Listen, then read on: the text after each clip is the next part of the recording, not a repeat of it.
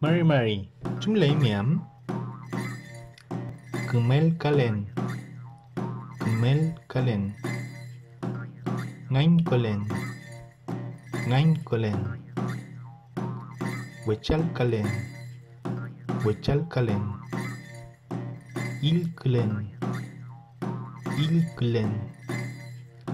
Afmatulen, Afmatulen. Kulfunyen, Kulfunyen. Finmauklen, Finmauklen. Yewelen, Yewelen. Urglen, Urglen. Wenyanklen, Wenyanklen. Yikauklen, Yikauklen.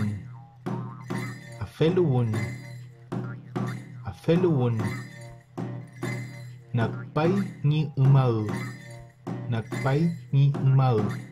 Wesalen, Wesalen. Tremolen, Tremolen.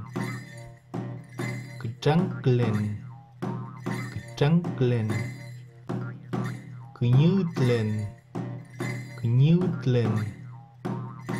Chokolen, Chokolen. Gunyulen, Gunyulen. Wiwulen, Wiwulen.